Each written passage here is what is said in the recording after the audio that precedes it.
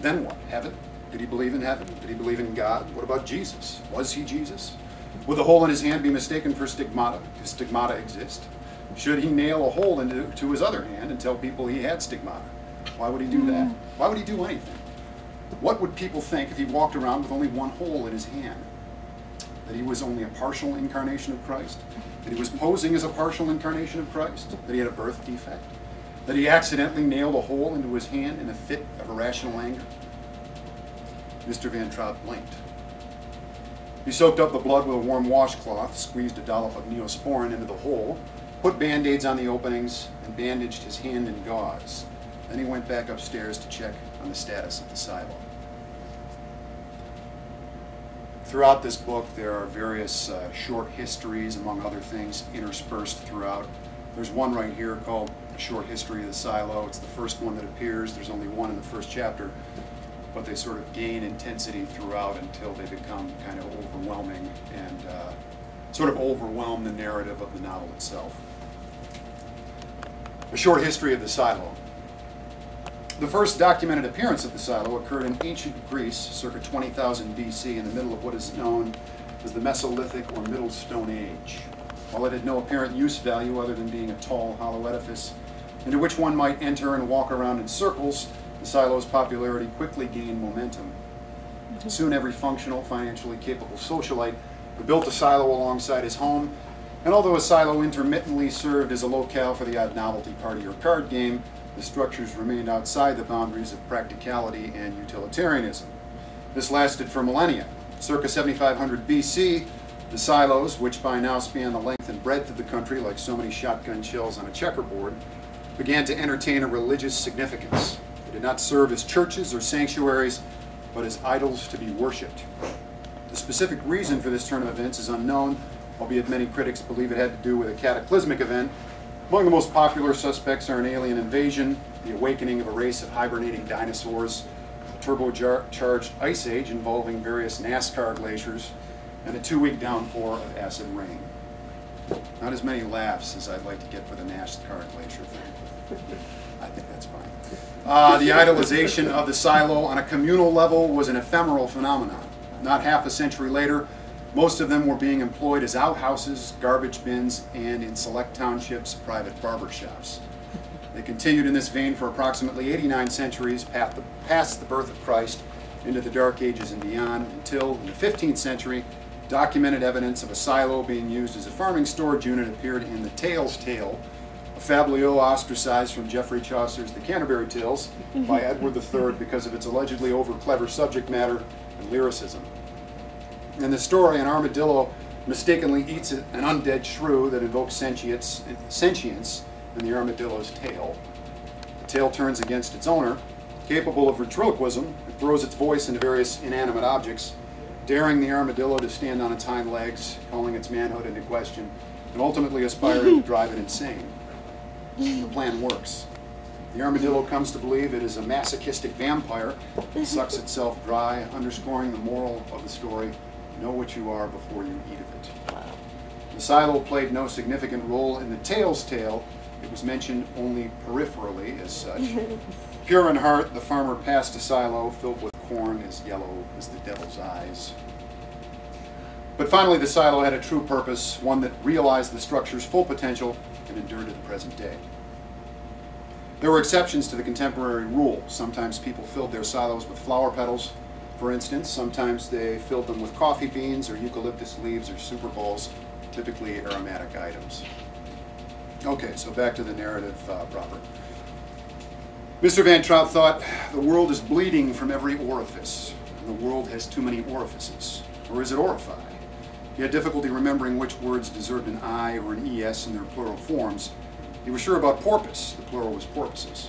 He was sure about fungus, the plural was fungi. But what about orifice? Was the plural orifices or orify? Both forms seemed incorrect. In the kitchen, Mrs. Van Traut continued to lean over the sink. Her nose had stopped bleeding. A thin, fragile stalactite of blood hung from the bridge of her nostrils, and she kept her head steady, stiff, trying not to break it. Mr. Van Traut reached out to put a hand on her shoulder. She stopped him with a back kick aimed at the groin. The kick didn't connect, but her husband got the picture. I said I was sorry, he said. pause. Then, in the faintest whisper, I know you did. It's not about apologies. You'll break it. You'll break it if you touch me. It's got to break at some point. Not on my watch. Mr. Van Trout chewed the insides of his cheeks. Your daughter's downstairs masturbating again. He exited the kitchen.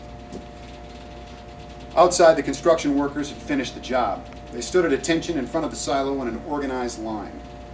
Just a couple more pages in them. They were clean, well-groomed, tan, and looked like Ken dolls except for their pot bellies, spit-shine yellow hard hats, bright white grins, designer plaid shirts and jeans and construction boots. A few of the more fashionable workers had on cowboy boots. The foreman stepped out of rank and approached Mr. Van Trout. Cast in the shadow of the silo, the two figures looked like generals walking across a battlefield to meet and discuss terms. Mr. Van Trout seemed confused by the formality, especially when the foreman began to clash two orchestra cymbals together and high step as if in a marching band. Apparently this was some kind of promotional technique. In any case, the construction company was reputed throughout the neighborhood for its musical appetite. Mr. Van Trout ignored the foreman. The silo was up, the silo looked good. That's all that mattered. The foreman continued to play the cymbals after the two men reached handshaking distance and came to a halt. Mr. Van Trout waited patiently for him to stop, wincing each time the cymbals collided. His patience threaded into anger. He could be polite when he wanted to, but it was much easier to be a fucking bastard. He stomped on the foreman's toe. The foreman wore steel-toed boots, and it didn't hurt. He took the cue, however, and threw the cymbals over his shoulders. They hit the grass and quietly rolled into the street. Gongs rang in Mr. Trout's ears. The silo looks good, he screamed. You're screaming, the foreman told him. I wonder why. He did it again. Did what? Screamed. Screamed? He did it again. Did what? Screamed. Screamed? He did it again. Mr. Van Trout tightened his lips. He cleared his throat a few times. He waited. The silo looks good, he said in a normal voice. The foreman glanced over his shoulder. He made a surprised face as if he had never seen the silo before. I think you'll find it to your liking, sir. Care to test the unit out? Mr. Van Trout shook the foreman's hand and walked towards the silo. A rank of construction workers opened and he passed through them and stepped onto an ironclad ladder that zigzagged up the silo like a fire escape. Some of his neighbors had gathered in the street. Shielding their eyes, they craned back their necks and examined the great height of the silo as their children busied themselves in driveways with magnifying glasses, burning anthills and vagabond beetles. Few children used miniature blowtorches. At nearly 200 feet, the silo was by far the tallest structure in the neighborhood, seconded only by an egregious turret affixed to the left flank of the Onderdonk's mansion at the top of the street. A little walkway with a hand railing circled its top. Mr. Van Trout climbed the ladder and passed through a trap door in the walkway. Panting, he closed and locked the door, then leaned against the railing. The heat of the sun kissed his bald spot. The air smelled like a man-made lake, clean and pure with just the slightest hint of toxicity. It was cooler up here by at least a few degrees, no breeze though. Mr. Van Trout took deep, calculated breaths. The climb up the ladder was the most exercise he had done in a while. He wasn't necessarily out of shape. He took walks, sometimes he did curls, either. Not like he used to be, not even close. A bead of sweat dripped from his earlobe. Mr. Van Trout removed his shirt. A modest roll of fat fell over his belt. He threw the shirt off of the walkway. He laid his chest and arms and cheek onto the smooth, warm surface of the silo's crown.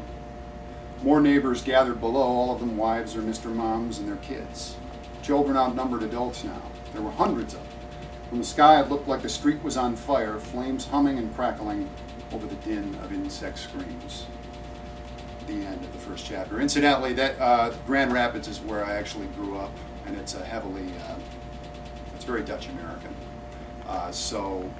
In part, this book is, I call it a memoir of Bulgaria. It's a novel. It's not a memoir at all. But a lot of it is informed by my personal life. Primarily what I'm doing, though, is what I'm trying to do, maybe failing, is commenting on the nature of memoir and how, it's essentially a bunch of BS, I think. It's not the nonfiction that people tend to think it is. I would argue that virtually nothing is nonfiction for various reasons, but that's why it's subtitled. That's a crude explanation of why it's subtitled a memoir of Bulgaria.